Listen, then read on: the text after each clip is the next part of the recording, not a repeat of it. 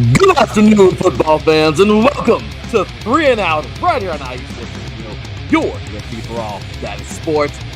Here we go, guys. The playoffs are all set in the NFL. We have a champion to crown in Division 3, and the FCS, well, we're just hours away from that national championship coming up in just a few hours. All of that and more. Talk about a game that we kind of missed on Saturday, but I still watched it. Great game. The Under Armour All-American next game, of course, happened this last Saturday. Who did what? We're going to talk about those guys, talk about some of those commits, where they're going, what they're doing. And then, of course, we have another Under Armour game coming up this Saturday. These high schoolers, the Polynesian Bowl actually also coming on up in about a week. So looking forward to all those. Who's doing what all-star games are happening. What's the haps, right? That's what we're doing. So today, of course, we're going to focus Under Armour next All-American game. We're recapping that. Stag Bowl champ in the house. Wisconsin River Falls did it all. My gosh, they knocked off the Giants, but North Central isn't going anywhere, and we'll tell you why in just a little bit. But first-time champions, I mean, a program that hasn't been to the tournament since 1996. Yeah, they are now champions now, on top of the D3 world. Congratulations, the Falcons of Wisconsin River Falls. We'll talk about that today. Also, recapping a wild Week 18 in the NFL. Again, previewing what should be a fun FCS National Championship coming up tonight as Montana State takes on another newbie, Illinois State. All kinds of good stuff coming your way, guys. And, of course, getting you ready slightly, because we have another show coming up tomorrow. We'll get you really ready for Wild Card Weekend and the semifinals coming on up in the FCS. You are now tuned in live to 3 and Out right here on IE Sports Radio, your refuge for all that's sports.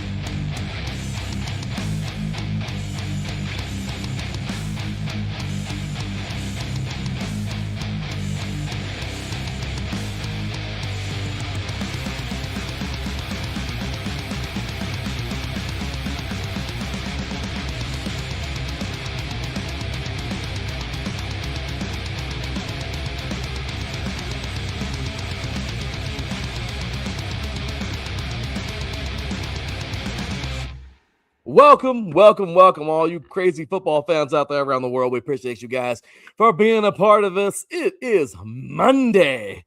Oh, Monday. But it's the last Monday of vacation for me, so I'm happy I'm enjoying this week, and hopefully all of you are out there too. If you're already at work, well, cool. Hopefully you're tuning in on your lunchtime or something and enjoying the show. We appreciate you guys for being here. Numbers already jumping. We appreciate you guys for jumping on in here and being a part of us all these years. And of course, on this beautiful Monday afternoon, it is Monday, January 5th, 2026. If we didn't see you already or on Saturday, Happy New Year to you all. Let's talk some football, man. So first things first, got to do this, man. Got to tell you all about the awesomeness that's going on. Website, guys, almost done. Stay patient. It's exciting. Looking forward to the new launch. All kinds of new stuff. Grab you some new gear. Looking forward to all that good stuff. But with that said, just help me talk some football, man. My boy, of course, jumping on in here. He's got a show later on tonight talking some volleyball.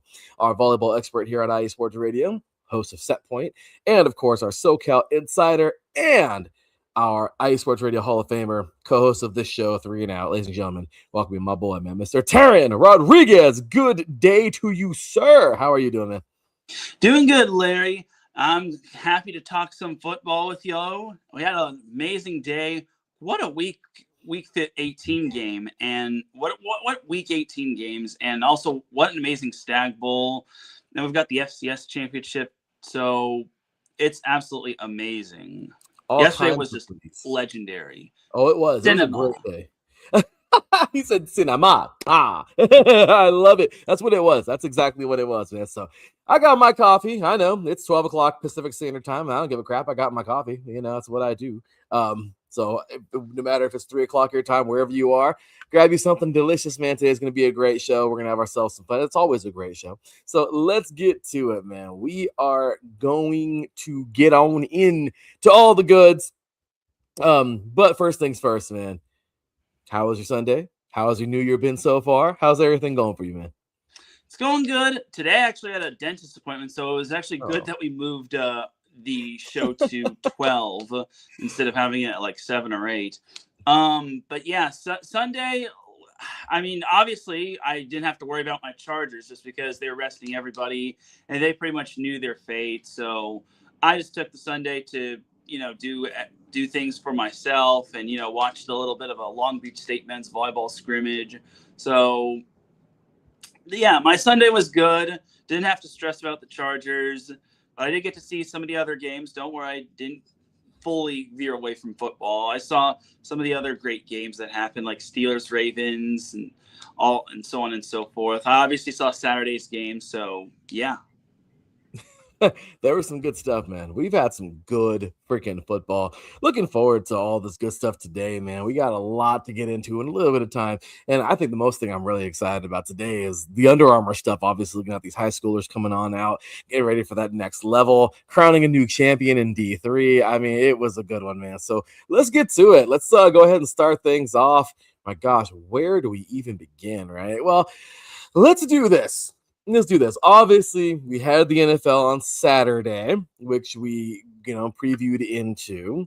But before we get into any of the NFL stuff, now I think instead of chronologically, now we should just kind of go by, I guess, class or whatever you would call it, division of football. But let's do this, man. It was a really, really good day on Saturday. We had some fun stuff. Of course, you picked a winner. I thought the Panthers would get it done. They didn't. But I will say, we did skip this. I feel really bad. We missed this game because I thought there was only one Under Armour Bowl, but there was two. And really cool, man. I want to go ahead and just throw some stuff out really quick about some of this stuff here with the high school games and with the all-star stuff kind of, all packed into one here. So first things first, Teran, I know we kind of messed up and skipped this and didn't get the full preview for this, but regardless, this was a really, really good game a couple days ago. We have so many players that are on their way to bigger, better things out of their high schools, out of these really good high schools that they're a part of around the country. And let's just jump on into some of these things happening. So first things first, got to get into the game itself. So Team Rose versus Team Pearl. They always have some crazy kind of name, but basically this next game, they call it the Under Armour Next All-American Game. Once again, it lives up to its reputation, but it's for those of you who don't know what it is, okay, this is a premier high school football showcase, if you will, featuring nearly 100 of the ESPN 300 prospects, okay, across all classes. Well, the juniors and seniors, class of 26 and 27. So yes, juniors are eligible to play in this and then go back to school and then come out again and play. Obviously, get themselves more out there, but more than 60 top 100 talents, headline rosters loaded with future college football contributors for sure, blue chip quarterbacks, elite trench players, you name it. Okay, nationally, a really fun game because everyone gets a part of it. Okay, I mean, national dominant talent within this game. And with captains this year, you had like Lamar Brown, Ethan, Booby Feaster, who you talked about a couple days ago, Teran, Jura Edwards, Jet Washington, Ryder Lyons. He's from Folsom up north in California. This game blends proven seniors with a historic wave of junior phenoms and really just continuing an 18-year pipeline that has conducted number one overall draft picks and high draft picks. So a lot of, I think over 100 first rounders have come from these games and gets multiple Heisman winners. So yeah, it's a pretty big deal to watch this game. So really quick, Teran, I want to talk about some of these guys really fast, and then we'll talk about some of their stats and everything. But it was solid, man. This was a pretty crazy little deal here. We had Team Rose. They had some solid committed players that played in this thing. Jared Edwards and Jordan Edmonds, both defensive backs from they're going to Alabama, but one played. Edwards played at St. Francis Academy. Edmonds played at Sprayberry Hill in Georgia, Sprayberry High School in Georgia. LSU had a few commits. Obviously, we've seen a couple commit during the game, or one of them, but pretty cool, man. Richard Anderson out of Edna Carr, top high school in Louisiana. Jabari Mack and Lamar Brown also heading all over to LSU. We saw a couple actually commit to USC. Ethan Booby Feaster, you talked about this one, Teran, from that's who DeSoto. I talked about. Yeah, this guy, man, the real deal, coming out of DeSoto. Brett Coolidge coming out of the IMG Academy, offensive lineman. So really cool, man. Oregon got a few. Kendra Harrison, tight end out of Reidsville High School in North Carolina, and Emmanuel Inacho. This guy's a freaking beast, man, coming out of Georgetown Prep, Maryland, offensive lineman. That's a big boy going to Oregon. So really cool. Easton Royal, man, made one of the most craziest catches later on in the game out of Brother Martin High School in Louisiana. He is really going to go on to do great things at Texas. I am really looking forward to seeing him playing in the coming years, man. He looked solid in that game. Texas A&M landed another one here. Raylan Henry, defensive back out of St. Francis Academy. So, I mean, he's a lot of players, man. Notre Dame, you had Teddy Gerard commit, quarterback there. Boston College, Mac Fitzgerald, defensive lineman from Massachusetts. Oklahoma, Jack Correll, defensive lineman out of the IMG Academy. I mean, dude, there was a lot of players coming out of these schools. North Carolina grabbed themselves a kicker and offensive lineman, David Green and Will Conroy. Another IMG Academy there in Conroy. High Point Christian for North Carolina here. Green coming out of. So, yeah, I mean, Stanford landed another one. Zion Robinson, a wide receiver. Leighton Von Brandt, offensive lineman, Penn State. That's just Team Rose. Team Pearl, there was a lot more. Oregon had Jet Washington now, Bishop Gorman, defensive back, heading on over. Rider Lions, man, committed to BYU, actually. Quarterback heading over from Folsom High School up north. We just talked about him. Brock Harris, tight end from Pineview, Utah. So again, man, just lots and lots of talent here. Ohio State grabbing two more. CJ Sana, Kari Wilder. Actually, Wilder coming out of, you'd know him, defensive lineman from Junipero Serra here in California. And just a big list of players. I'll name a few more, but Teran, any thoughts on these guys at the moment? Yeah, and something that I think most people, I think I spoke about this yesterday or on the last show. Booby Feaster, as I mentioned, he was supposed to be he reclassified from class of 2028 over to class of 2027, and then he reclassified from class of 2027 to class of 2026, so he would have to avoid any of the penalties and whatnot. So I think Booby Feaster is playing chess while others are playing checkers, and that's actually good, so he avoids any of the NIL penalties, because it's a Texas thing. I can't really get too much into it, but still. But it is true, and pretty cool that he, obviously is avoiding those things. But take a look at some of these players, man. Texas Tech, LaDamian Guyton coming out of Benedict Military, Georgia. Texas Tech landing two guys, Moala and Ashley out of Lusinger, actually, which is pretty cool, man. I saw Samu Moala, linebacker out of Lusinger High School right here in LA. Oh yeah, I know what that is. Heading on over to Texas A&M. I mean, it's really cool seeing these guys head on over, man. Notre Dame grabs two more. Joey O'Brien from LaSalle College High School in Pennsylvania. Ben Nichols, offensive lineman at Davidson High School, Michigan. Let's see. Take a few more here. Cal lands themselves a monster, man. Looks like Tremaine Purcell, tight end out of Hawaii. And two more, Zyke Helton and Haran Zuriket, offensive lineman and the kicker. Carrollton, offensive lineman Helton. Fox Chapel, Pennsylvania, the kicker. Zerkat. I mean, these guys are all heading to different places, man. I think it's really cool that, they're making their commits there. Looking at all of these, dude, this is crazy. Elite talent everywhere. Okay, big players coming here now. Zion Ely, I don't know if I mentioned, he's going on over to Maryland now. So just solid players from all over the place, man. Really excited for these guys. Any thoughts on any of the other players, or I guess thoughts overall? I mean, the game was really good. Team Rose, I think, won. The score doesn't really matter, but 23, I think, to like 9. 23-9, and it was raining. It was raining. Thanks to Florida weather for raining on their parade. But yeah, it was a really good game.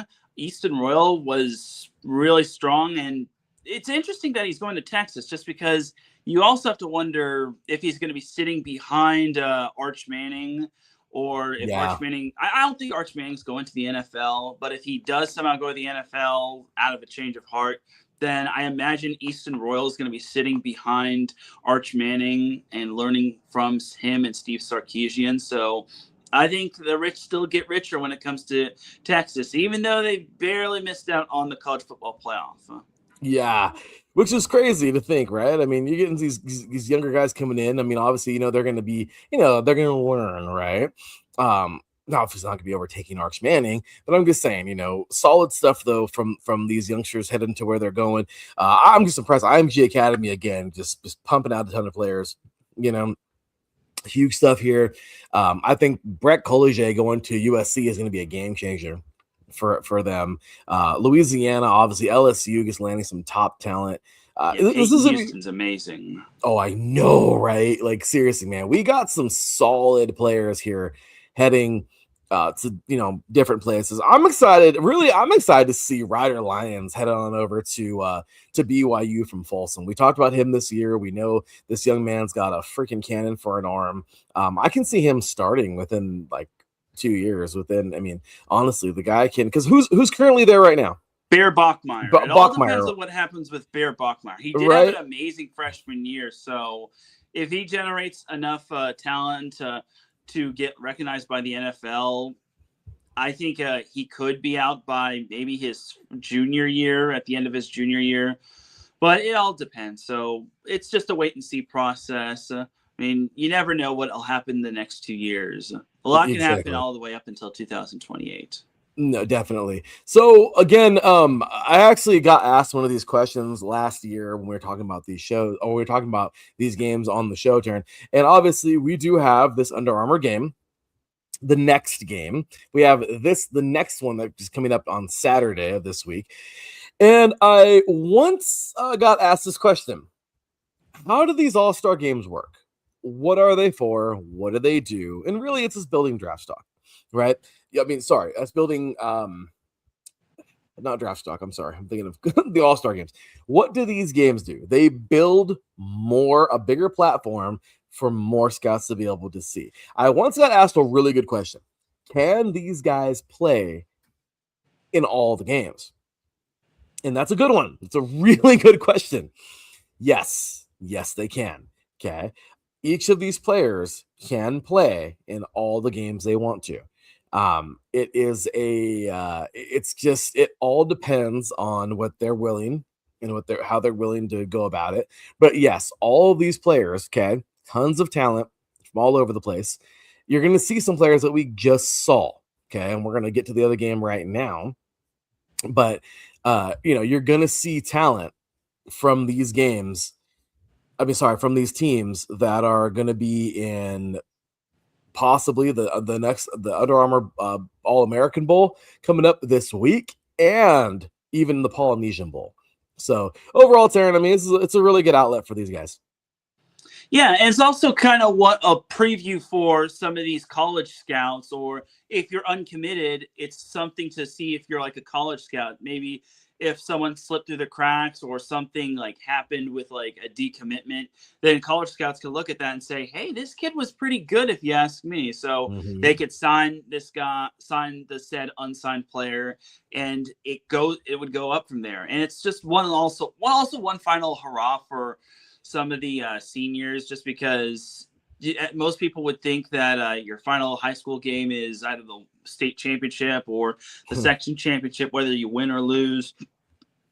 But I think this All-Star game kind of also helps the seniors give one last hurrah and like one last chance to prove to everybody, and also hooks them up with some free Under Armour and whatnot. I mean, I know that's not the true goal of the game, but it's always great to see your hard work on the field get noticed and get recognized. I think that's really cool. They do that though, man. They have fun. You're watching them cruise around that little where were they cruising in? A little Lamborghini, I think. I think so, yeah. That was hilarious, man. Like these guys were having a good time. It's a serious game, but at the same exact time, it's not this extremely crazy serious where you can't have fun and just kind of be yourself. I think I like that because some people, especially some of the older cats, okay, well, this is stupid, man. Why are they playing around? Why are they having fun? Why are they?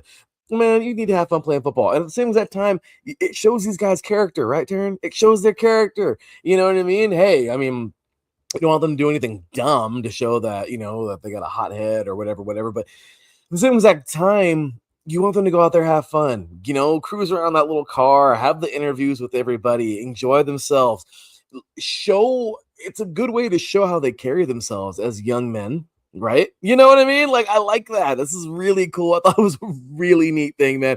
I just want to go over a few things, man. Easton Royal, again, just put a bow on the 2026 Under Armour All-American game, or the next game. Ridiculous one-handed touchdown to seal it, man. Just the guy is confident. You can tell. He said he's the oldest of his siblings at home. He's just trying to do the right thing. He wants to go out and do. I mean, you love those stories, man. And this young man, I'm such a fan of his. I want to see him go out there and dominate, man. I know he's gonna go do great things because you can feel it. You can see it. He carries himself like a professional already. I mean, that's what you want to see in these games, man. So just seeing him do it. Another guy I want to bring up, man, Sincere Johnson. This guy was everywhere, man. Game high, 9 tackles, constant downhill presence. The most dominant defender on the field, I believe. He's headed to Ohio State. I mean, of course he would, right there. I mean, and watch him be a Raven one day. I'm just saying, of course he would go to some places that love their defense. Peyton Houston was the only player responsible for multiple touchdowns in this game, leading Team Rose with poise and 0 turnovers, confidence, efficiency. He came in through clutch. I mean, just really, really did well, man. I mean, Team Rose actually trailed at as you said earlier, but they came through 17 unanswered points. Jake Crowell, this guy tied the game with tied for the game lead with 2 sacks and made life miserable off the edge, man. This guy was relentless. He looks very polished and ready to go for the next level. Tariq Boney, I believe. Boney. I don't know how you say his name, Teran. Boney, but he filled the stat sheet with sacks, tackles for losses, physical play off the edge, quarterback hurries. This guy is underrated no more. This guy is amazing, man. He's headed to Michigan. So big ups to him. I mean, the rain came, but it didn't do anything. These guys still went out there and played, man. So it was a good one, man. And I just want to say Oklahoma's future pass rush was on full display. These guys look good, man. Jake Correll heading on over. Crew Jones actually is committed over there as well for next year. Both made their presence felt. I mean, Kroll, he had a highly regarded edge rush from the IMG Academy, man, and just continued to validate his elite status in this game with a sack in the game and dominated, did really, really well. But overall, because everyone did really good. I mean, it was a really fun game to see these guys go out there and play some good football. I really don't know who else to talk about. I think there's a couple others out there, but I guess those guys really stood out to me. But anybody else stand out there for you, Teran? Yeah. I think Easton Royal stood out, and he is a wide receiver. I thought he was a quarterback. I was thinking it was probably another quarterback with the last name Royal, but yeah, that's just another weapon for Arch Manning to have, and that's probably the reason why Arch Manning hasn't really declared. But yeah, Sincere Johnson was absolutely astounding, as well as Lamar Brown, Peyton Houston. He was good. That's what I was thinking of, in the one that was throwing the touchdowns. Like, he was darn good. And it's interesting just because Garrett Nussmeier is probably going to be committing to the NFL draft, or he's moving on after this season, or he's in the transfer portal. But Peyton Houston could be a potential quarterback starting quarterback for LSU next year. And then Chase Johnson, he had some arm talent and he had mobility as well for Team Pearls. So those were some of the standouts that I saw. Definitely, man. And there was some great football being played out there. Again, these young cats are out there playing some good ball, and I'm loving it, man. So moving forward now into the 2025, 25-26 Navy All-American Bowl. We have the rosters out, and these guys are going to be going head-to-head. This is the one, of course, is the Under Armour game coming up that I know has so many different freaking names. But yeah, this is gonna be some good stuff, man. The IMG Academy is putting out tons. We have Buford putting out a lot in this game. Bergen Catholic, obviously, we're gonna see some of those guys out there. That's the Eastern squad, of course, Douglas County. And this is the most prestigious All-Star Bowl game out there, guys. So you're going to want to pay attention to this one. Yes, there are going to be some guys that return into this game right now from the last game that we're going to talk about right now. But of course, the West is dominated by players from Mater Dei, Mission Viejo, Oaks Christian, Bishop Gorman, strong offensive line and defensive line presence.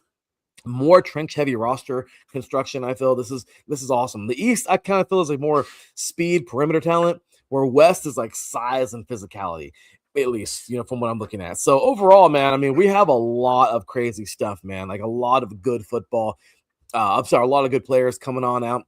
But to talk about the players we're going to cross that are playing both, Bryce Perry from Buford, defensive lineman. He actually played in that game last Saturday. He's going to be playing in this one this week. James Carrington, he's from Bishop Gorman, defensive lineman. He'll be playing this week again. Jake Krull, from IMG Academy, he'll be defensive lineman. He'll be playing in this game as well. We also have Crew Jones, Utah commit. He will be playing this game as well. Jordan Edmonds, he a Utah State signee. Okay, he is going to be playing this one as well. Sincere Johnson, we just talked about him. He'll be playing this one as well. And Zion White from the IMG Academy, a wide receiver, will be playing this one as well. So just a solid roster, obviously here. Lots of great players, but yeah, some of these guys, like I said, it's really cool seeing them make a second look. Not crossing over. It looks like Easton Royal played his game. He's good.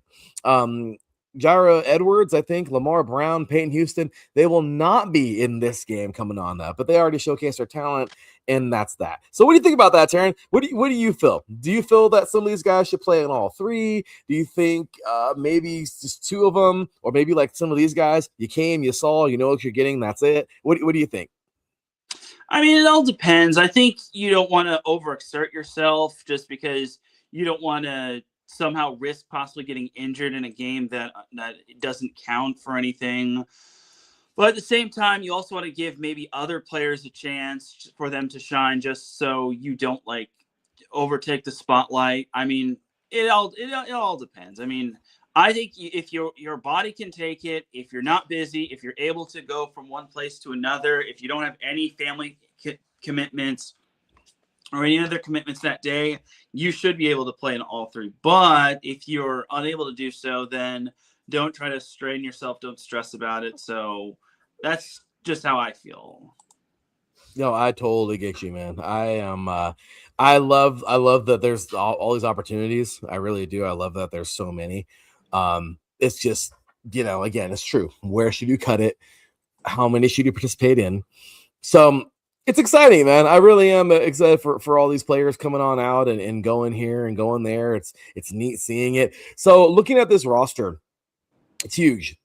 I mean, my gosh, we got both these teams out at the moment, and I want to go over everybody, but my gosh, like if you just look at like the handful, like in the East squad, West squad. So in the East, I mean, my gosh, Teran, I mean, look at this, man. I mean, quarterbacks. I mean, Ty Hawkins, IMG Academy will be up there. Bo Bentley from Salina High School in Texas. Let's see, there's some running backs here. We have looks like Shekiah Mills Knight from Baylor High School in Tennessee. We talked about them a little bit this year. Wide receivers coming on out, man. I mean, let's see. Miami Northwestern, Calvin Russell's making his way out. Bergen Catholic's Quincy Porter making his way out. Venice High School, Winston Watkins. We're going to have Goodland High School's tight end, Lincor Cure, big offensive lineman. We've already talked about some of these guys coming over, but actually we haven't. There's not very many we talked about in the last one, but some solid offensive line talent coming on now. Obviously, Baylor High School, Gabriel Oseneta is heading on out. Defensive line, we're going to see Buford's Bryce Perry Wright again. He is going to be the one that everybody's going to really be zoning in on. Linebacker, St. Joseph Preps, Anthony Saka. Dude is a beast. Also, Grayson. We talked about Grayson this year, Teran. Tyler Atkinson from Georgia be heading on over to this game as well. And defensive backs, we're taking a look. Booker T. Washington's Ben Hanks Jr. playing in this game. And on the West squad, looks pretty solid here, man. We got some dogs coming out as well. Taking a look at these running backs, man. I just want to take a look. Well, actually, sorry. Texas has Sean Henderson out of Legacy School of Sports Sciences. Jordan Davis, of course. Jordan Davison, I think we all know who that is, Taryn. A modern day high school, flexing some muscles there. Philip Bell making an appearance from Mission Viejo, wide receiver, coming on out. Let's take a look here. I guess I'm just kind of skimming through, of course. Oaks Ridge, Caleb Edwards in California. We have offensive line coming out. Some Texas boys for sure a part of this one. Felix Ojo from Lake Ridge High School. Looks like he'll be making his appearance here. Defensive line, I'm really excited for this one because there's some good ones, man. Bishop Gorman is heading out. James Carrington, excited for this. But want to see him play. Few more, but I'm excited for this one because I have not seen someone come from this high school in a while. Bonita High School's Noah Mikhail, I believe, headed on out. And defensive back, let's just throw out one, Chuck McDonald III from Modern Day High School. So, Taryn, any other players you want to throw out there or comment to any of these guys? Well, Trent Mosley is someone who helped Santa Margarita win the CIF state championship. Madden Williams, he's definitely big time just because he's coming out of St. John Bosco, one of the football families or football factories. Chris Henry Jr., he's another one to watch for. JT Hill, I think you mentioned him. He's a defensive lineman for Mission Viejo. That's just some of the ones that I think we should all keep an eye out for on the West. And I thought I saw someone by the last name Fitzgerald coming out of Arizona. Devin Fitzgerald coming out of Brophy College Prep. I wonder if he's related to that would be a good question. The wide receiver from Arizona. That would be a good question. It really is. But anyway, Taryn, I don't want to spend too much more time on this. But again, I just want to let everybody know, man, tune in for these games. Check them out. These are the few guys. The guys you're watching in the NFL, this is where they started. You know, like this is it. Not everyone makes it, but you get to see some stuff. So again, that's why I love doing this show so much because we cover everything. We're at every level. You get to see these crazy stories, and I love it from start to finish. So anyway, guys, with that said, we're going to transition on over now to the Stag Bowl, man. Stag Bowl 52 saw and conquered last night, or shall I say, Wisconsin River Falls saw and conquered last night. And dude, it was the real deal, man. I mean, seriously, what a game. Oh my gosh, what a freaking game, man. I mean, it was unreal. I couldn't believe it. I mean, it started out all North Central. It really did. It started out all North Central. And I loved the fact that River Falls just fought back. They fought back. They fought back. They fought back. And they ended up not just fighting back, but really dismantling North Central towards the end, man. So Wisconsin River Falls stuns the dynasty, knocking off North Central 24-14 to win the first national championship in program history at the Stag Bowl. Legacy met, breakthrough. That's exactly what happened, man. And the Falcons soared high in this game. Caleb Blaha was unreal. 291 pass yards, 128 yards total. On the ground. 3 total touchdowns, 6,189 total yards this season, an all-division NCAA record, passing Joe Burrow. Yes, this dude is the all-time NCAA. All right, national champion player of the year, of course. It was crazy, man. Defense mattered, balled out when it mattered most. They had 3 takeaways, 2 interceptions, and 1 fumble.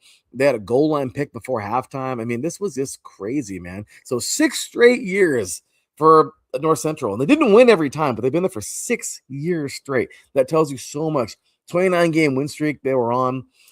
Number 1 ranking for 44 straight polls. It's crazy. River Falls snapped it all, man.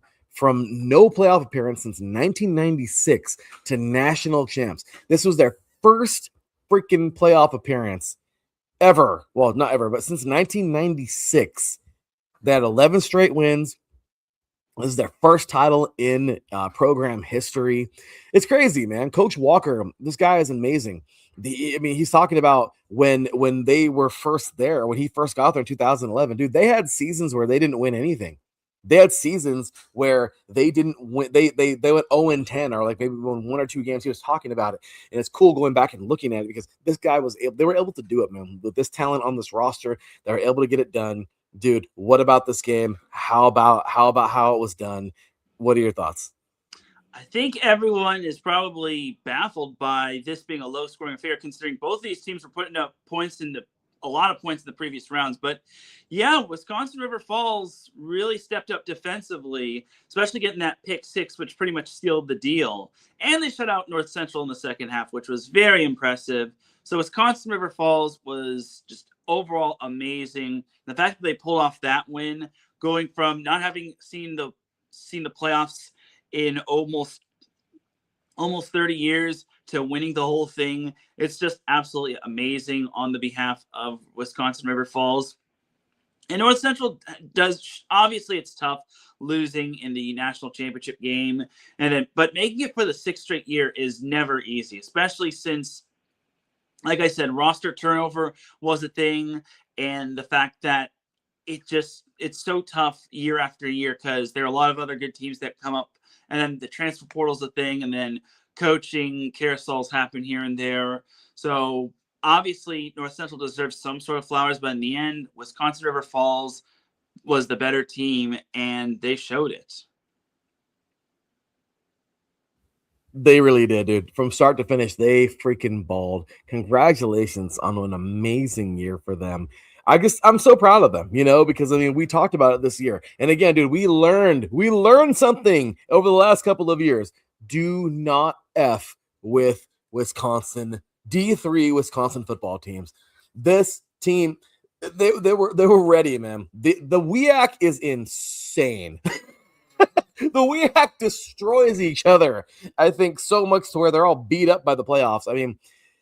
Amazing job to them, man. And again, just what a special team. What a strong performance. And you're totally right, too. You wouldn't expect such a low-scoring game, but it goes to show you that, too, these defenses are hardcore, man. They really, really got it done. And again, I'm just so happy for these guys. I can't say enough. I'm really excited for their future. Will they become a low-key dynasty? Will they emerge? We thought SUNY Cortland could have been. Obviously, Mount Union's not going anywhere. North Central, I think North Central is just going to reload and be right back next year.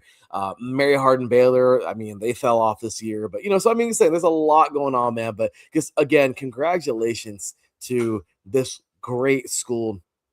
They did a lot this year. They came from the NAIA level, and they've just done so much to make it to this point. And hats off to the school for not giving up on Coach Walker either, man. Coach Matt Walker, this guy's amazing. He really just showed. He got emotional last night. And at 48 years old, he has a record of 67-80. It's crazy. It's a losing overall record, but they were able to get a national championship because the school believed him in. He finally got himself a really solid team with great recruits. Honestly, man, this team deserves it all. And I don't know, man. I didn't want to pick against North Central. I really didn't. But just seeing I think the game that really sold me the game that did it, and you're going to be like, yeah, I know, was the semifinal game, man. And that to me was huge. The semifinal game versus versus Johns Hopkins is Yeah. what did it. I just feel like Johns Hopkins had that game. They came there knowing they had bus trouble, I think, or plane trouble. I don't know what it was. It was they were there, and they were there to win that game. But Wisconsin River Falls still fought. I mean, they pulled it off. This is the resilience of this team. I didn't think they were going to lose. And my gosh, at first I was like, oh no, they're going down 14-0. It's going to be a bloodbath. But the resilience of this team, man, it shows. And again, North Central is not going anywhere. A couple more plays, that game could have been a lot different. So I think they're going to be just fine. But when it comes down to this year's team, it was River Falls. So, any last thoughts? It just shows that Division III is definitely fun football, even though it's not like the flashy Alabamas or the flashy Oregons or Indianas and whatnot. I think Division III football is still absolutely amazing, and it highlights some of the more underrated talent that didn't get a chance to go to a Division I school. It highlights the talented players that gets to showcase themselves in Division III. And who knows, maybe some of these players will be playing in the NFL. I mean, we've seen Division III and NAIA and Division II athletes make it to the NFL. Mm-hmm. We sure have. And can some of these guys make their way there? Of course they can. So I'm just so ready to see more of these guys make it. And I would love to see it, man, because undersized, it doesn't matter. I was told that and still made it very far. So at the end of the day, you know what, man, these guys, I want to see them get there. I want to see them get further. I love it. I think there's a lot of talent here, and a lot of these guys, man, can make it happen. Again, Cecil Shorts, I know he was a long time ago, but still, you look at guys who can make it, and he was from Mighty Mount Union. So again, man, just great stuff. Ollie Marpet, Hobart College. I mean, it's all about it, Hobart, sorry, college, but great stuff, man.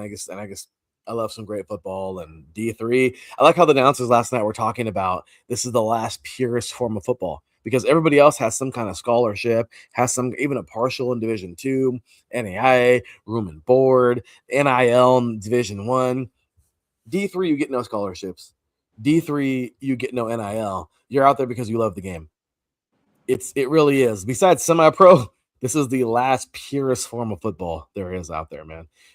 So semi-pro obviously got to pay and everything. So I mean, I don't know how that could fall into the category, but anyway, man. So solid stuff there. We will be talking about the FCS National Championship coming up next. Well, not next, but in a little bit. But I want to give the FCS their true flowers and end off with the show, Teran. So we're going to go on into the NFL now and get on into the craziness, and then end off the show with a good preview and a good pick'em here. So let's do that, Teran. So moving on to the NFL, man, from the weekend. Again, it was nuts. Saturday was crazy. But you know what? It's all good. It happens, right? Let's start things off with Saturday's game. And Baker Mayfield found Cato Auten early, and Chase McLaughlin drilled 3 field goals. As Tampa Bay, they hold off Carolina to close the season at 500 or over 500. And now it's tough finish for Bryce Young and the Panthers in a very close NFC South finale. But hey, they got it done. Congratulations. Freaking Buccaneers got it done, man. What do you got to say about those guys? It was kind of an ugly game. I mean, it was raining, and it felt like the Panthers just could not get out of their own way, but they were able to they were able to find some consistency, but they just kept nothing was going their way. The calls weren't going their way, their plays weren't going their way. Nothing went their way, and the Bucs just did enough to win. After that touchdown from Auten, Baker Mayfield was just serviceable. And Bryce Young, he wasn't bad, but obviously, look, I said this on last show, the Panthers are the kings of inconsistency, and it showed in this game. So Bucs did deserve the win, no doubt about it. And I had a feeling they weren't gonna lose on their home field, just because if that were the case, then they would have had no sense of pride. But the rain did not do this game any justice. Both these teams definitely were hungry for the win, but Bucks were able to get it. And the Bucks were not on their best when Cade Otton was their leading receiver. When you have a receiving core of players such as Mike Evans, Chris Godwin, and Emeka Ibuka, but that's just how it is. Bucks were able to win with just enough. And just enough did enough. On to Saturday night's game, Sam Darnold efficiently guided Seattle while Zach Charbonnet struck early, and the Seattle defense smothered Brock Purdy all night to lock up the NFC West with a dominant win at Levi Stadium, 13-3. Teran, I still remember when Sam Darnold made his first start as a true freshman at USC. Mm-hmm. Remember that? Remember that game? Wasn't it the Rose Bowl against Penn State? Yeah, I mean, well, he made his first start to start the season. He was the first ever quarterback, if I'm not mistaken, if I can remember. He was the first ever true freshman quarterback to ever start the season for the USC Trojans. Oh, yeah. Crazy, man. I mean, it's crazy. Like this guy, and now here he is doing this. I mean, I get he's a little older and everything. Well, not a little older, but I mean, you know what I mean? Like, I just think it's really cool that he's done so much, and congratulations to a guy who just keeps fighting, no matter what. So your thoughts on this crazy game? Yeah, the Seahawks defense kind of dialed it back to when they had the Legion of Boom. Just an outstanding defensive effort from them. And they really made Brock Purdy's life a living nightmare, especially since the Niners didn't have Trent Williams and they're missing some other offensive linemen. But yeah, Zach Charbonnet was big when it came to those further downfield runs. I mean, he had a fairly long touchdown run. He was efficient in terms of some of these short yard gains. Kenneth Walker was also pretty darn good. And Seahawks probably could have won by a little bit more had they not botched that fourth down on their opening drive, because they were pretty much at the doorstep of the Niners in the Niners red zone. But the Seahawks turned it over on downs, and I feel, and also that missed kick by Jason Myers from 26 yards did not do them any justice. So Seahawks could have won by a lot more, but man, this team is pretty darn good. Their record away from home is 8-1. Their only loss on the road was against the Rams, which they only lost that by 2 points, and they only lost because of a missed field goal. So now the Seahawks team gets home field advantage throughout the NFC rounds. So this Seahawks team is pretty darn good. What a special year for Seattle. And Sam Darnold led back-to-back teams with 14 wins. Did so with Minnesota last year, and he did so with Seattle this year. That's pretty cool. I mean, dude, think about it. That's special. That's really cool to see this guy make it happen. And again, Sam Darnold, there's some magic in there, so he's getting it done. Congratulations to him and the Seahawks. They're heading off to the playoffs, number 1 overall seed now, like the Broncos, who clinch. We'll talk about them in a little bit. I know Teran's not going to like that very much, but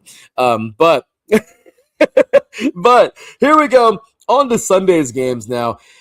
Saints Falcons. All right, man. Freaking Falcons get this thing done. I don't know, man. I don't know. The Falcons had the weirdest season. I mean, they both did, but what do you say? The Falcons win this thing 19-17. There's a lot to build on for the Falcons. There is. But I don't know, man. When it comes down to it, I feel like there's a dangerous team in there somewhere. They just can't seem to find it. I don't know. They're very odd. They're an odd team. Now the Saints, there's a lot of work to be done, and I think we all know that story. But I don't know, man. It's just a crazy game. Your thoughts?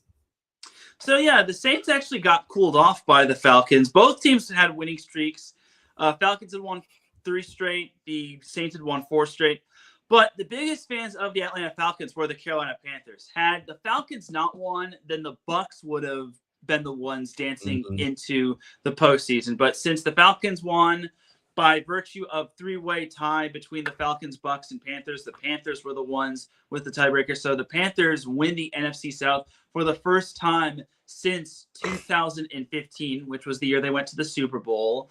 And look, for the Falcons, what would have been great not losing to Tampa Bay in week 1, not Yeah. losing in a 3-point loss, not losing to the Patriots after missing an extra point, not losing to the Jets, for goodness sake. If any of those games turn out any better, Falcons are the ones winning the NFC South. But nope, they have to finish third just because Carolina beat them twice, and then they split with Tampa Bay. So unfortunately, by virtue of head-to-head, the Panthers were the one that had the tiebreaker since they beat the Falcons twice, split with the Panthers, while the Bucks split with the Panthers and split with the Falcons. So tough tamale for Atlanta, but Panthers are the ones dancing into the night. And they did exactly that, man. So move forward, the Browns. First things first, congratulations to Myles Garrett. Sack record. Yes, you deserved it. Congratulations to this guy. I mean, he's shown it all year. Gotta give him some love. Oh, not that one. Wrong one. That's the Raiders one. Sorry. I was ready for the Raiders already. This is for Myles Garrett.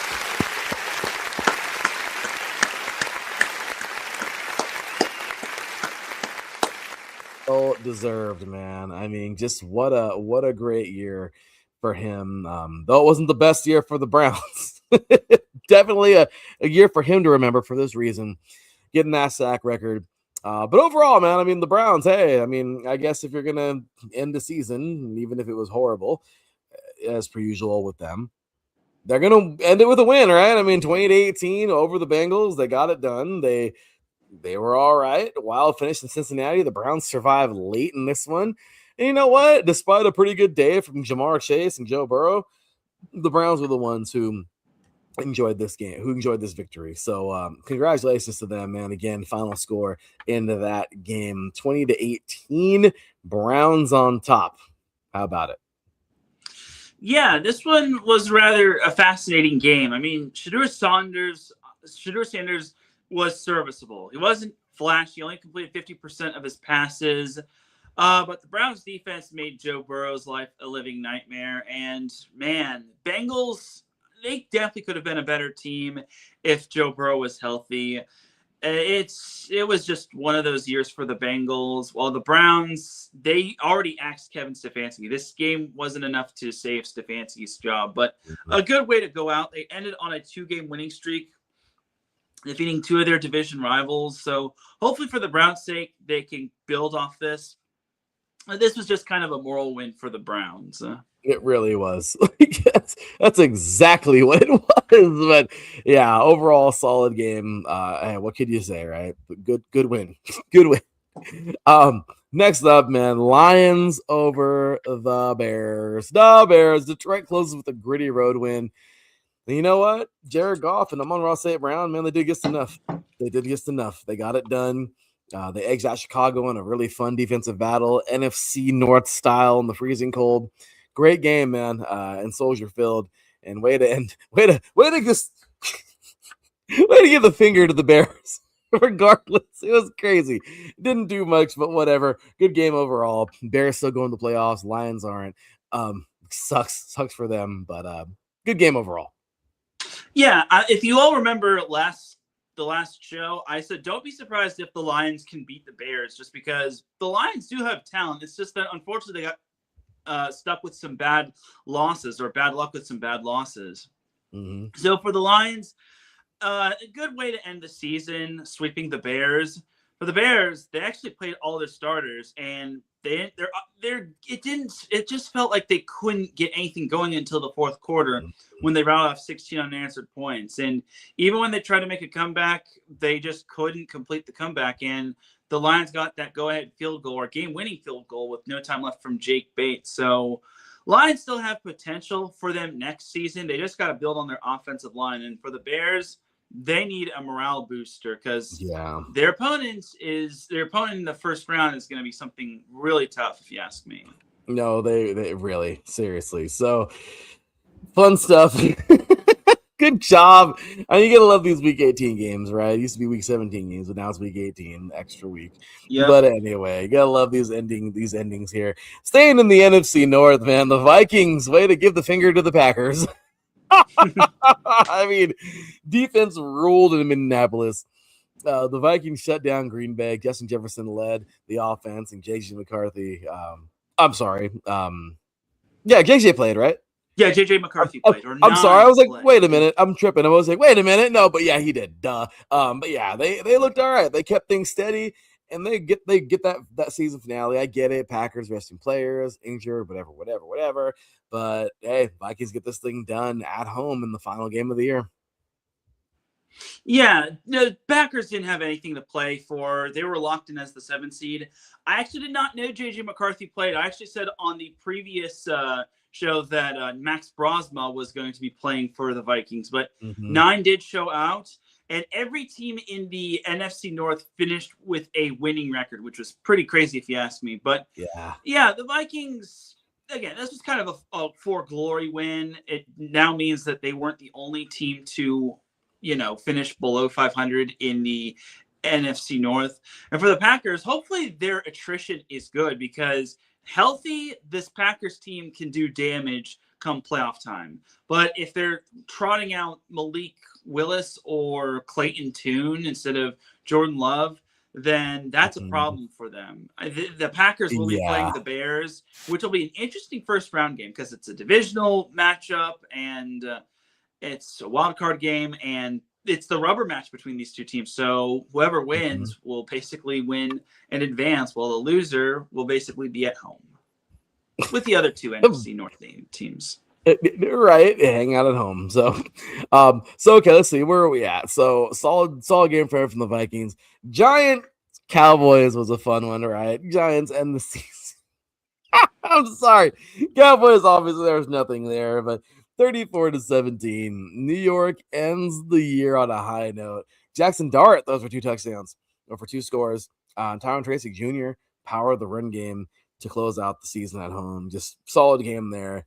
Cowboys, oh my gosh, where is it at? That's just the Cowboys, like last, I don't know, almost 30 years now. I mean, this is 30 years. 1996 was their last Super Bowl, so just saying. Yeah, this was not the Cowboys' year yet again.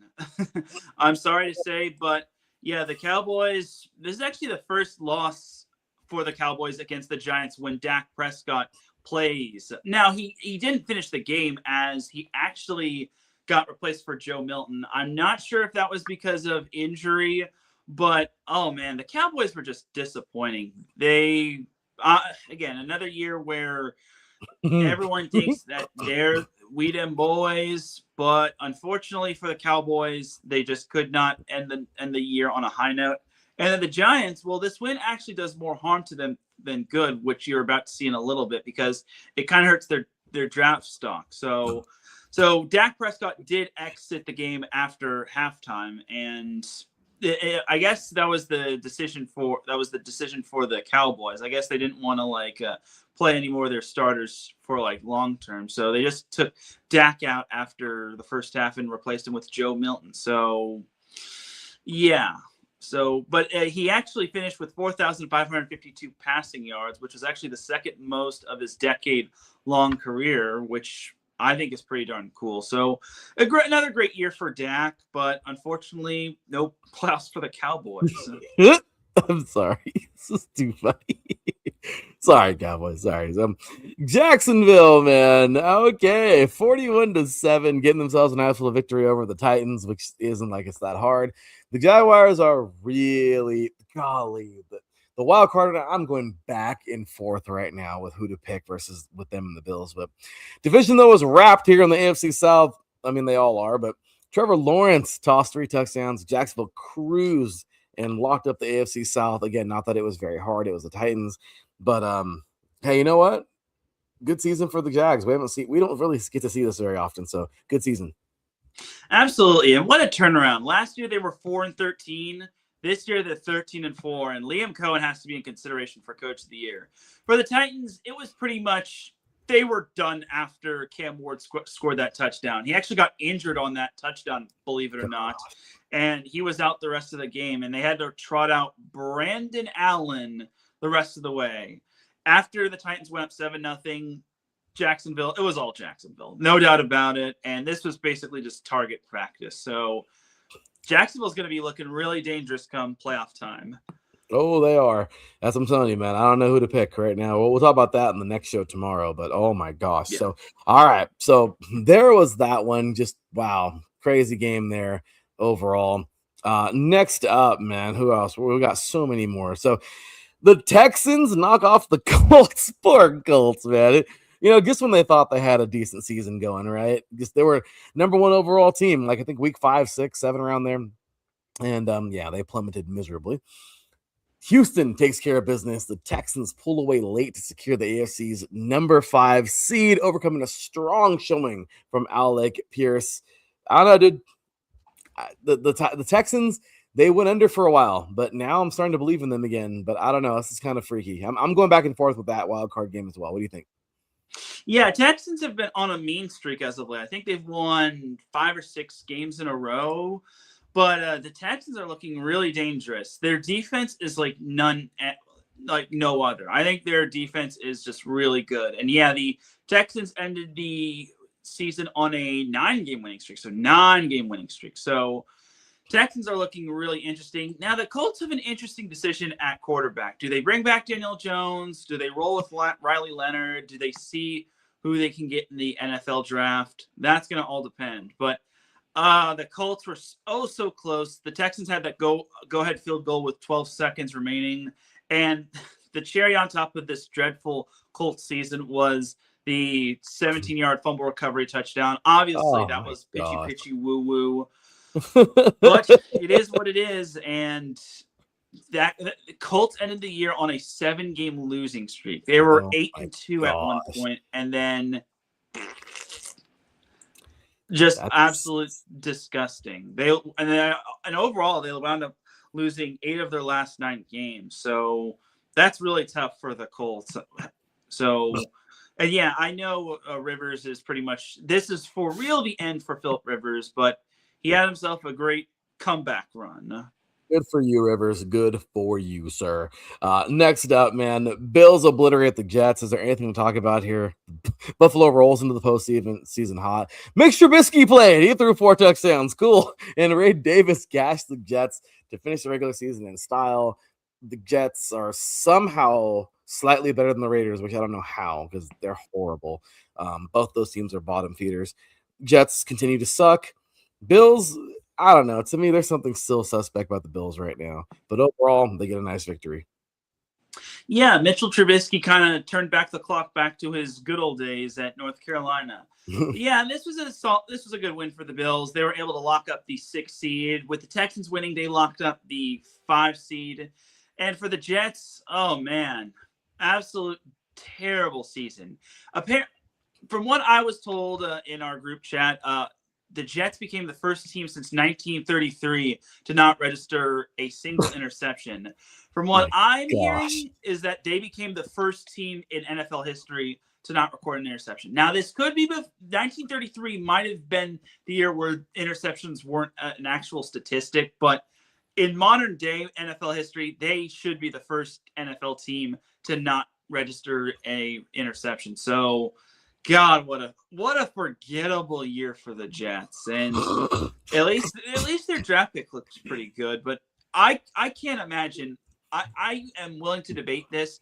The best college football coach with all the best players, the All-Americans, could probably beat the Jets. That's the Jets. My assumption. That's the Jets for you. No, that's 100%. No, these Jets are horrible. I don't know. Again, they're very Raider-esque. So, all right, Teran, time to go to some territory you don't want to get into, and I'm sorry, I feel horrible for this, but yes.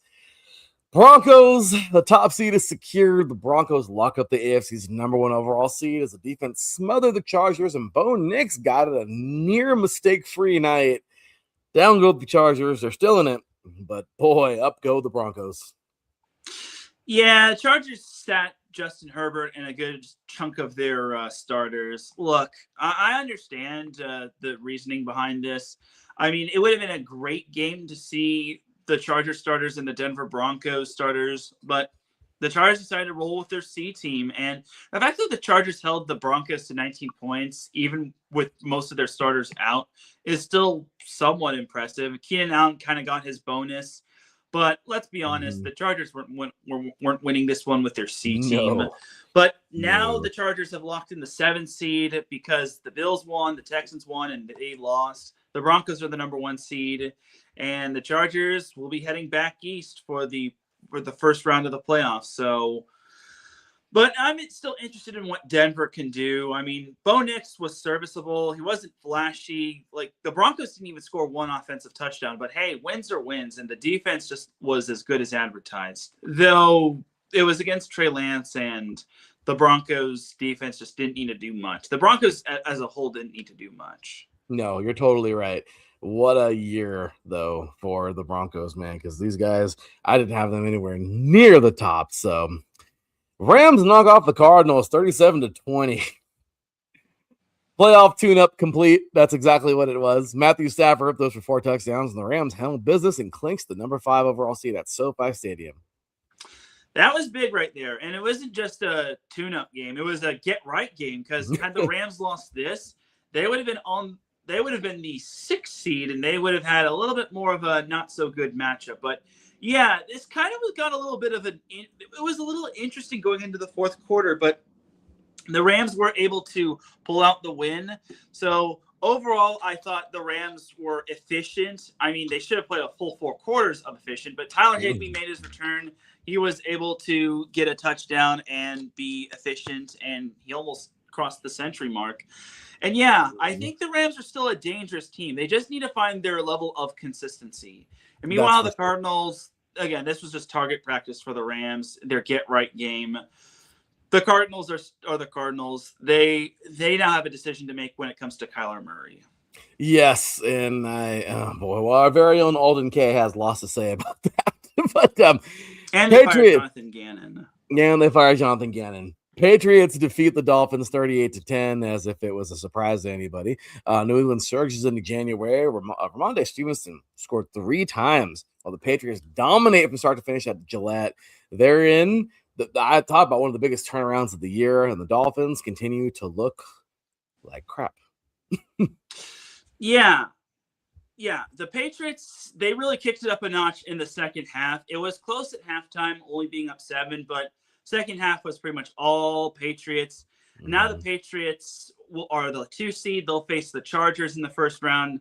Meanwhile, the Dolphins have a decision to make. What's going to happen with Tua? I mean, Tua actually just said a little bit just now that he'd be open to a fresh start. So, God, that is so bad for the Dolphins, because the Dolphins threw a lot of money at Tua, and they tanked for Tua back in the Brian Flores days. So, man, Dolphins, and they haven't won a playoff game in 25 years. So, Patriots are an interesting team going into the playoffs. They'll face the Chargers, but Chargers will have their starters fresh, and hopefully for the Chargers' sake and for my sake, they'll be ready to take on the Patriots. But this is a Patriots team that's much improved. This isn't last year's Patriots that got decimated by the Chargers. What I think was like 40-13 or something. Yeah. But that's an interesting first round game. Yeah, for it really being a 2 versus 7. Yeah, big time, dude. So next up, Commanders. I guess they want to think, it's a victory. I can't even say anything about this game. I guess it's because they fell apart. I mean, NFC Championship last year, 5-12 this year. Yeah, they beat the Eagles. The Eagles probably they weren't even playing anybody. Okay, the Eagles were starting Bigsby. Okay, I mean I don't think he's bad or anything. But again, I mean, who do they have at freaking quarterback? Tanner McKee. Tanner McKee out of Stanford. I remember that guy. I remember him. Yeah, and obviously they started Johnson for the Commanders. Josh Johnson. He's been everywhere. My gosh, he's been playing football for almost 20 years now. Coming out of he was a Torero, right, Teran? I think so, yeah. He's probably got all the colors of the rainbow in terms of like NFL jerseys. Hey, he's like done Shaq. It though. I give him some love, man. I mean, gosh, I think if I'm not mistaken, was he one of Harbaugh's boys? I think he played for for because Harbaugh did start out at San Diego before going off to Stanford. Yeah, dude, I think he was one of his players. I really think I have to look at that one, but I really think he was one of Jim Harbaugh's players back as a Torero in 2008, which is crazy. But yeah, he's been around. He's been around the league. But look, man, the Commanders get it done. Good for them. 24-17. They were able to pull this thing off. Again, it's just a pity win. And I don't know what to say about this team. I don't know what to say about the Commanders. You're on cloud 9 1 year, and the next year you're grounded, not on a cloud. What are your thoughts? Yeah, man, the Eagles are going to be kicking themselves because had they won this game, I mean, their starters, their backups almost beat the Commanders, but had they played their starters and had they won, Eagles would have been the 2 seed because the Bears lost. But instead, the Eagles are now the 3 seed, and they get a very tough matchup in the 49ers. That one, I think, is a 50-50 game. But yeah, it's a win for the Commanders. Obviously, it's an ugly season.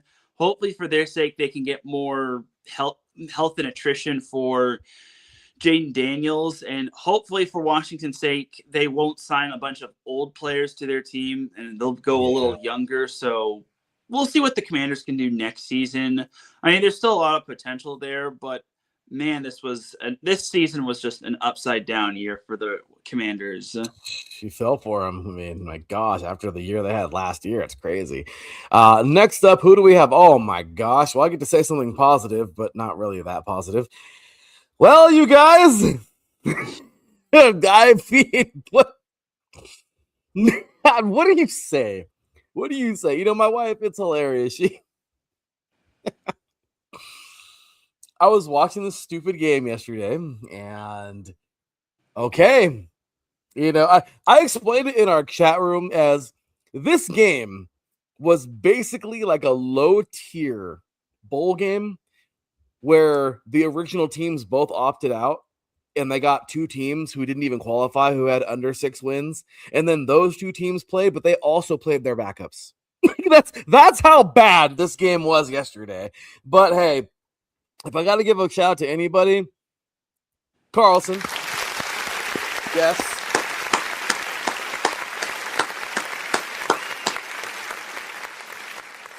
I love it. It was a great ending because Daniel Carlson hits a 60-yard freaking field goal. Ends the Raiders' year with a victory, even though it was only the 3rd of the year, which is really sad. You know, 3 and 14 on the year. Wonderful. Yep. Walk-off victory in Vegas. Carlson drills that 60-yard field goal with 8 seconds to go, and that was it. Aiden O'Connell and Ashton Jeanty, they did just enough to stun Kansas City in the finale. Do they want a cookie? I mean, do you want to mail them some Chips Ahoy? You know, I mean, I don't. I mean, it's a victory. That's great. Whatever. I just, I don't know. They shut everybody down. Game over. Look, I'm happy for the win. I know everyone's always like, "You're the Raider fans, never happy." Well, because they suck. That's why. Okay, you wouldn't be happy either if you had a team that sucked like this. Yes, thank you. But they got the victory. They beat Kansas City's youth team, 3rd and 4th string quarterback. Yeah, they basically beat Galaxy 2, in the MLS. That's what they did. They beat they beat the youth academy. Okay, this was the JV team. Okay, the JV squad. All right, I mean this was the freshman team. All right, hey, we beat Modern Day. You beat their JV team. Okay, don't get excited. Like, you know what I mean? You beat their freshmen. Okay, that's kind of one of those things. All right, whatever. Anyway, they got the win. Good-to-do. And then today, Pete Carroll was fired. I love Pete, man. I do. I feel bad for him. I don't think it was his fault. I feel so bad, but Geno Smith was a horrible choice. I know it's his boy, and he loved him. I think they would have been a lot better with Aiden O'Connell this year. Geno Smith was not the answer. I feel bad for Geno. Look, dude, he had an okay career. You know what? He got to play in the NFL. I don't care if he wasn't the greatest. He got to play in the NFL for a lot of years. That's more than what a lot of guys can do. A lot of guys can't even get to the freaking end of their first contract. to the second contract in the NFL. That's just the way it is. Not for long.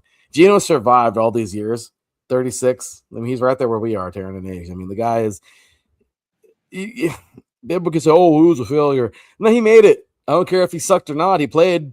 It's more than what everybody else can do. But what I can tell you right now is whatever. Okay, whatever. It was a bad decision, bad choice, whatever. I feel bad for Pete. I wish he was going to stick around for a little while longer. I don't know if Pete's going to retire now after that. I mean, Pete, he'll probably be coaching until the day he's gone. I mean, that's just Pete Carroll. I'll always love him for the USC days, obviously, where I became a big Pete Carroll fan, where I became a big SC fan. Thank gosh, over 20 years ago now, my high school days. But I will say, Teran, rough go, good game. Raiders defeat the Chiefs 14-12 at home. I don't get to say that very much, so I guess I'll take it. Yeah, you mentioned Galaxy 2. This felt more like a soccer game than a football game. Oh, man. Chiefs are going to want to flush this season down the toilet. It got to the point where they had to throw in their fourth-string quarterback. I don't know what happened to Chris Oladokin, just because this game wasn't obviously relevant by any means. They put in Shane Buechele in at quarterback. So they went from Patrick Mahomes to Gardner Minshew to Chris Oladokin to now Shane Buechele. So, man, there is a silver lining for the Raiders. Even though they wound up winning and nearly sabotaged their draft stock, they actually are the proud recipients of the number 1 overall pick. So even with the Jets losing, because of the Giants winning, the Raiders now get the number 1 overall pick. So I imagine they're going to take Fernando Mendoza. But yeah, I think his name's Jay Spytek or John Spytek, and Tom Brady have a big decision to make as head coach. Do they bring in Kevin Stefanski? Do they bring in any young coach? Like, they got to hit a home run when it comes to this coaching hire, because if they don't, the Raiders it's basically going to be Groundhog Day for the Raiders again. And wins like this will just be meaningless. But Chiefs only wound up winning 1 game on the road, and that was against the Colts, which hard to believe that game no longer matters, because the Colts are also out of the playoffs. So, God, this is a year to forget for Kansas City. Like, Kansas City is already on to next season. Isn't it something, man? Yeah, Chris Oladokin, he, if I'm not mistaken, that's the young man out of South Dakota, right? South Dakota State. He played for the Jacks. He's a year in. I remember seeing him there. We talked about him before. And then Shane Buechele, wow, that's I believe he's an SMU guy, right? If I'm not mistaken. I gotta look these guys up. I know he's from SMU, a couple of years in. It just goes to show you, though. I mean, pecking order. They were just going down the list, I think a hot topic right now, and I don't even want to talk about it because I feel bad. I hate talking about these kind of things because it's like you're waiting for them to freaking fall off, and that's not the case, because you can say that every year for guys like Aaron Rodgers and Tom Brady, who just never seem to leave, and Brett Favre, which isn't a bad thing. Obviously, they stuck around as long as they could. But to a this sound kind of mean, but quarterbacks are kind of the only ones who can play into their 40s, guys, and kickers and punters. I'm sorry. Everybody else, you're beat down by your late 30s. You're going to usually retire. But is this it? Was that it? He hinted a little bit. He did say this might be the last go around or something like that. Do you think this was the last game, or that was the last game for Travis Kelce? I feel it is. I mean, if he comes back for another year, then I imagine next year should be for real his last year. But I imagine this is probably the last dance for Travis Kelce. He was saying goodbye to everyone at Arrowhead Stadium. I feel this is the end. And he kind of went out with a whimper. He had a fumble. He finished with only 12 receiving yards and 3 receptions. So I feel this might be the end for Travis Kelce. I mean, if he comes back for one more year, he comes back for one more year. But I feel he should walk down the aisle with Taylor Swift and just go out on top. He'll obviously be a Hall of Fame tight end. So, yeah. He will be. And you know what, dude? No one can take away what he's done. If he's happy, he's happy. 3-time Super Bowl champion, I think 12-time Pro Bowler, and just overall amazing tight end. And he has more Super Bowl wins than his brother, Jason. Hey, what more can you ask for than to go out with? Dude, some people would just kill for one Super Bowl. My gosh, some people would kill for just one season in the NFL. I mean, you know what I mean? Like, I'm telling you, man. Trust me, I know guys. You do too. You know what I mean? Former dudes to play 1 year and get hurt or not get to that second contract. You know what I mean? You know a guy here who went to some camps and didn't even make the damn team, but went 3 years in a row. You know what I mean? Like, undersized. You know what I mean? Like, it happens, dude. It happens, but I'm proud of that experience. I'm happy. So you get guys like that are Hall of Famers that made it. It's not easy to say goodbye, but you know what, man? It's special. It's special to be able to say, I did it. I did that. And you know what? To all of us guys out here who made it to a certain point, we're still happy to say we did that. You know what I mean? So to guys like Travis Kelce, he did that. So congratulations. If that was his last year, man, if that was his last game, wasn't the prettiest thing. But hey, you know what?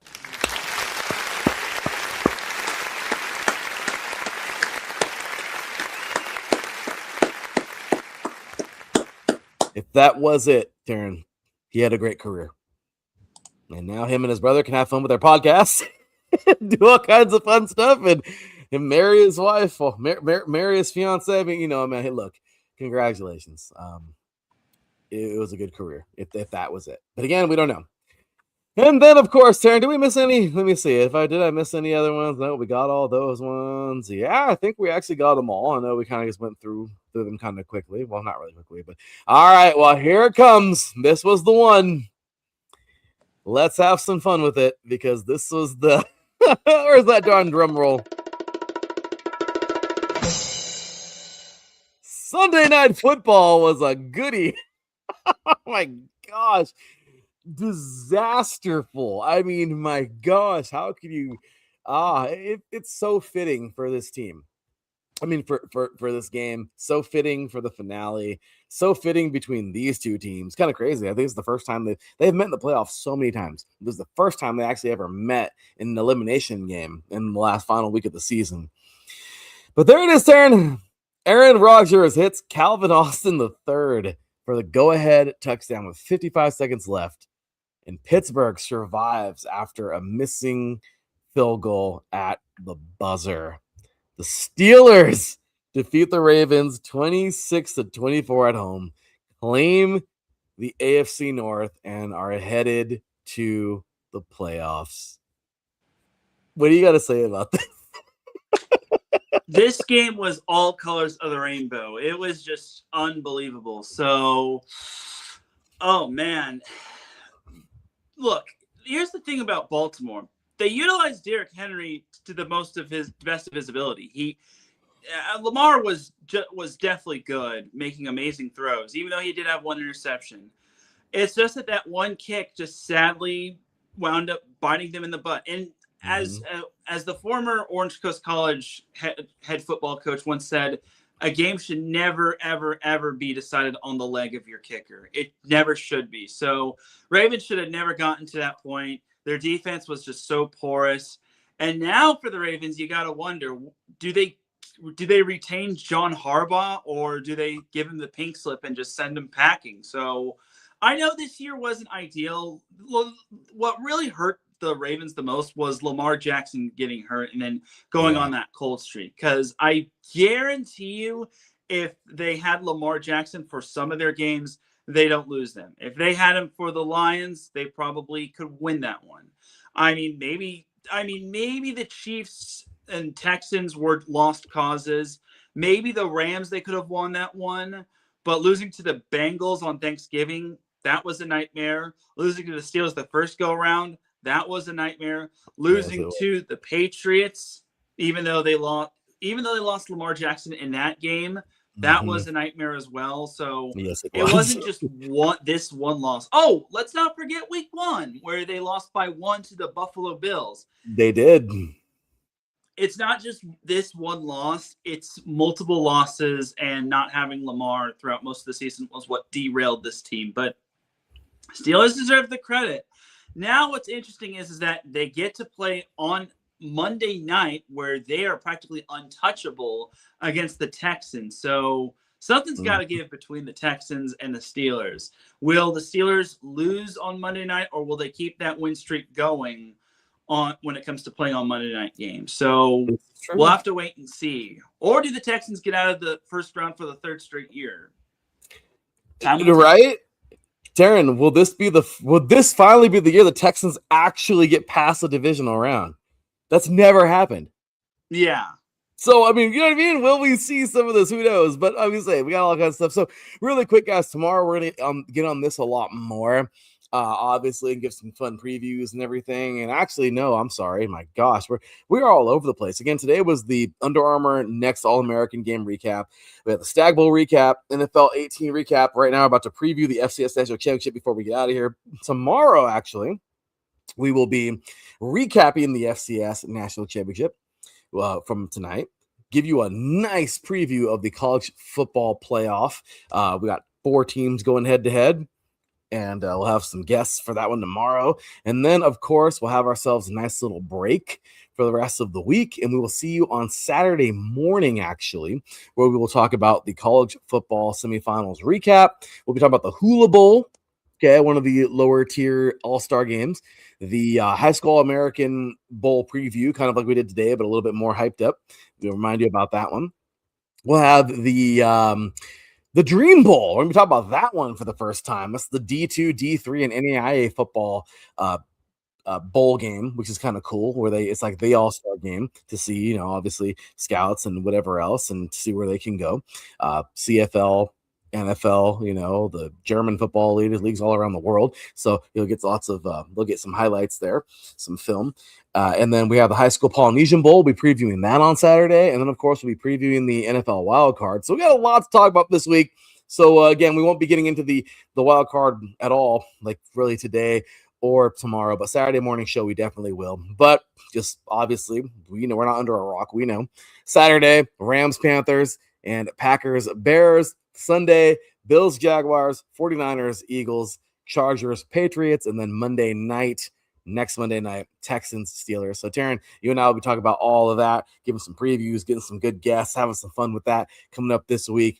But before, we'll save that. Teran, let's get to our preview for tonight and then to get on out of here. This is going to be fun. Here it comes. The time is here. The time has come. Nashville, Tennessee, First Bank Stadium, 6:30 p.m. Central Time, 4:30 for us on the West Coast, 7:30 for you guys over there on the East, and to make Mountain feel special, 5:30 for them. Can't leave that. But the 2026 FCS National Championship is a clash of identities, toughness, and unfinished business. Montana State, the number 2 seed, is chasing its first national title. You know what, Teran? You know what I'm going to do? Something I haven't done. Let's see if we can have some fun here. Let's see.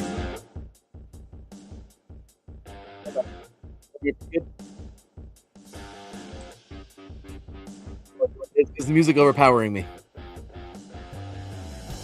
Do I sound pretty good? Yeah. Okay. Let's try it. You ready? You ready, Teran? Here we go. Oh, I can't restart it? Let's try it. There we go. All right, here we go.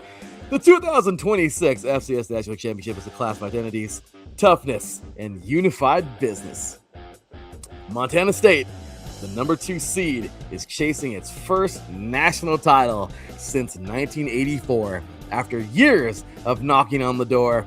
Illinois State, college football's ultimate postseason disruptor, is hunting its first FCS crown and has already taken down the Giants to get here.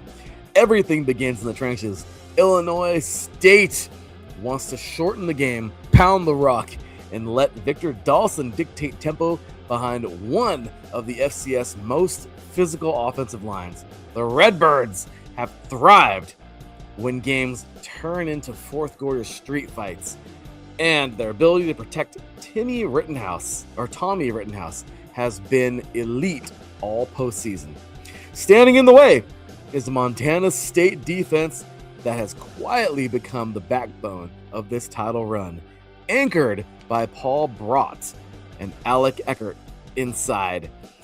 The Bobcats are allowing just 3.69 yards per carry in the playoffs. Behind them, the All-American safety, Caden Doler, erases mistakes and turns games with one swing. Interceptions, red zone stops, momentum killers. Offensively, Montana State brings balance. Illinois State hasn't consistently faced. Adam Jones and Julius Davis from a relentless 1-2 punch, while quarterback Justin Lamson has been devastatingly efficient, protecting the football, extending plays with his legs, and punishing defenses that overcommit. If Illinois State's linebackers and safeties lose discipline in Montana State's RPO game, the Bobcats can break this one open late. Illinois State's path to victory is narrow but real. Win first downs, protect the football, and let Daniel Sobakowicz tilt the field in critical moments. Montana State's path is wider. Control the run, force one turnover, and lean on depth and conditioning in the fourth quarter. This feels like a program moment in Bozeman. Illinois State has already defied every projection imaginable. But who will stand out at the top of this one? We will find out tonight. That was pretty cool, right? That was pretty cool. I didn't think I was going to finish. Okay, anyway, so little fun stuff there, some music. Teran, there it is, dude. There it is. Nice little preview. I worked hard on that damn thing. So, little preview there. What you thinking? This is going to be a fun game. Illinois, look, last night it happened. The Redbirds were the little team that could. The Falcons were the little team that could. And last night was the bird battle. Cardinals, Falcons, okay, in the Stag Bowl. Tonight, we got some Bobcats in the mix, but we have some more birds, the Redbirds, the little team that could. Do you think they'll be the team? And trust me, Montana State's a strong program, but they're no North Central. They're not. Montana State, to me, isn't what North Central is to Division III. To me, that's more of North Dakota State or even South Dakota State, but really more North Dakota State.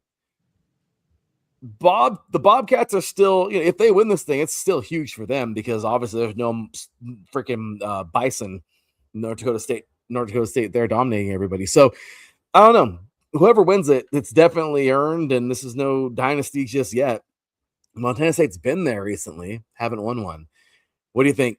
Do you think Bobcats win this thing tonight, or do you think the Redbirds will be another surprise team?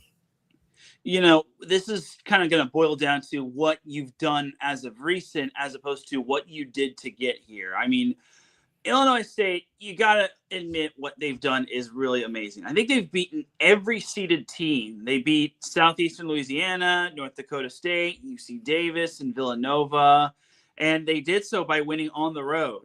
Meanwhile, for Montana State, everyone says that the experience is going to be there. You're probably thinking that experience is going to matter. Montana State has familiarity of being here before.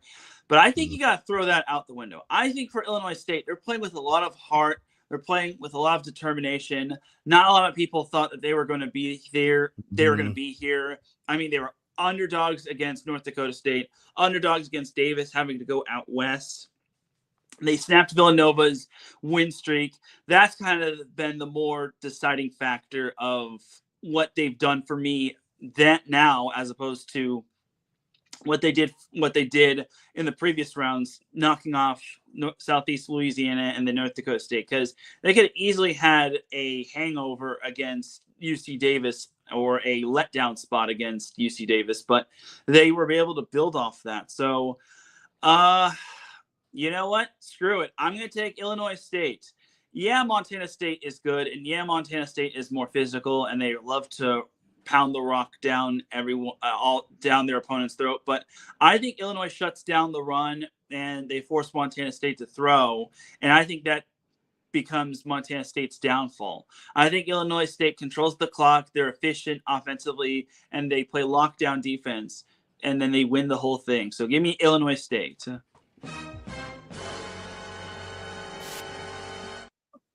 Sorry, Darren, I had to. Wow. is huge. Okay. Illinois State, man, I love them. I think they're great. And it's funny because Saturday, I picked the underdog because I think that they were the team that they were destined. Illinois State is definitely destined. However, Teran, I'm going the Bobcats. I'm So thinking, you're like, picking Montana State to not be the bridesmaid this time. yes, That's fair. I mean, Montana State is hungry for this moment.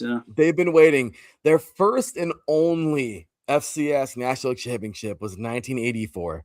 I mean, they were division division 2 champions back in 1976, and they actually won the NAIA in 1956. That's the last time the Detroit Lions also won a Super Bowl. It wasn't even a Super Bowl back then. An NFL championship. NFL championship. Or wait, who was the Lions or the Browns that won that year? I don't know. It was one of those teams. All I could tell you is that 61 was the Chargers. Yep, that's right. It was. It definitely was. So Teran, I will say, as much as I love the Redbirds and the stories, that would be their first one ever. Montana State has been so close yet so far. They've been consistent. They were able to pull out a crazy victory over their arch nemesis in the final week of the season in Missoula. They defeated them a couple weeks later in Bozeman in the that was the semis, right? Yeah, Montana State beat Montana in the semis. And they also beat them in the regular season. And they beat them, like I said, they beat them in the regular season in Missoula, which was crazy. Super close game. And at home, they just wiped the floor with them 48-23. So they beat them by a field goal on the road in a hostile environment. Then in Bozeman, they just knock them around, got the better of them this year. And here they are again, man. Look, Illinois State did something special. They knocked out Villanova, who hadn't lost a home game all year. I mean, they were good. They look good. But I got to tell you, man, I don't know. As much as I want to pick the underdog in this one, I feel like the underdog, it's kind of crazy. I feel like there's two underdogs. Really. I mean, you know what I mean? Like, I feel like this is an even playing field. But I just do feel like Montana, I want them to. It's more of like, I mean, because I would love to see either team win. I don't want to say I want anyone to win because I think they both deserve it. But when it comes down to it, I don't know, man. I think these guys, they got it done. The Redbirds they deserve it. They're awesome. They can definitely win this game. They're there. I think that they have every chance in the world to win it. This to me is a coin flip. But the team that's a little bit more, I think, is going to be Montana State. I mean, look at, man, a couple years ago they were there. They were there, you know, and they lost. They lost to this was a couple years back. This was 23, Teran? If I'm not mistaken. Yeah. When they lost, they played against oh my gosh, I'm looking at my notes. They played South Dakota State in 2023, and they lost to them 23-3. And then last year they weren't even there, you know. I mean, they didn't even get there. So actually, no, they did. They got there last year. I'm sorry, yeah, they did get there. I remember because I saw that game while working out. So. There you go. Yeah, Darren was working out. So North Dakota State 35-32 over Montana State. So Montana State nearly made a comeback that game. They did. That was the game that they nearly came back from the dead. Which is crazy. The year before that, we had in 2022. That was the that was the South Dakota State defeating North Dakota State 45-21.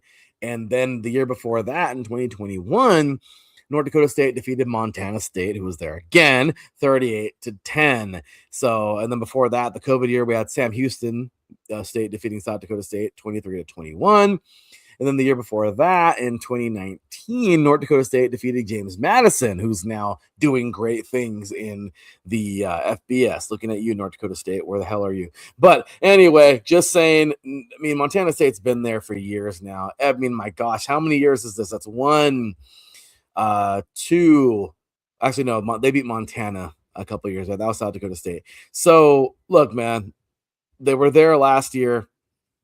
They were there 2 years ago or a couple years back, you know, back in 2022 or 2021.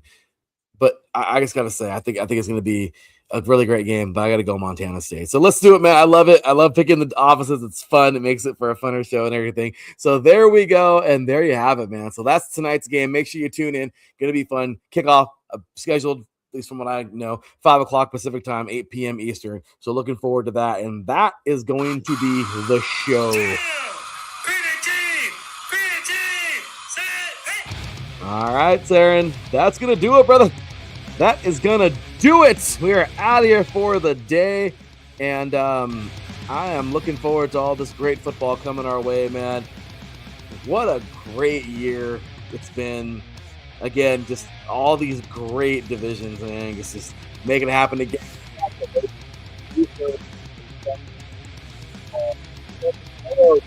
3C2A, NJCAA, Iowa Western was able to get the Blue Dragon off their back. Division 3 now. Congratulations to the Wisconsin River Falls Falcons. D2 a couple weeks back, man. Ferris State doing it again. Now they got a dude who played for them last year and won it with them last year over at Ole Miss, Mr. Chambliss. NAIA this year, Grandview getting it done. Congratulations to those guys. And now that's it. That's it. We have the FCS happening tonight. Who's going to win it? Redbirds or Bobcats. And then FBS, we'll be talking about that tomorrow. Getting ready for the semifinals. NFL is here, man. We got the good old wild card weekend ready. Lots of football coming your way. Any last closing statements, thoughts, whatever, anything for the end of the show today?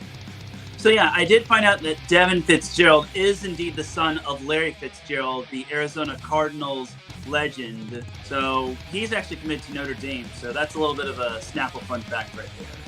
That's pretty cool, man. Devin Fitzgerald. Well, wow, that's pretty cool. Notre Dame, check that out, man. Obviously, Larry Fitzgerald, I mean, he comes from a good home. He comes from a good man. I know that because good old Fitz, man, was a great guy. So really excited to see this guy, to see his son go. Let's see what he does at Notre Dame. Gonna suck to cheer against him when it comes to SC. But congrats to him. And I did look, Teran, yes, Josh Johnson did play for Jim Harbaugh back at San Diego. He did, yeah. At least I think I found it right here, but I don't know. Don't quote me on that. But, dude, that's crazy, man. But, all right. Well, tomorrow we're going to have ourselves some fun. We're going to have some guests on the show. We're going to be talking all about that. Tomorrow's going to be a very strong NFL show. We're going to come on. We're going to recap, obviously, the FCS game tonight. And then that's it, man. We're going to jump right on in to just previews of those games coming up this week for the semifinals of the college football playoff. For Teran Rodriguez, for me, your boy Larry B, we are done for today, but we still have so much more to go leading on to Super Bowl Sunday. We are here, we're ready, and let's do this. We will see you tomorrow. Until then, take care, and as always, God bless. Peace. Peace.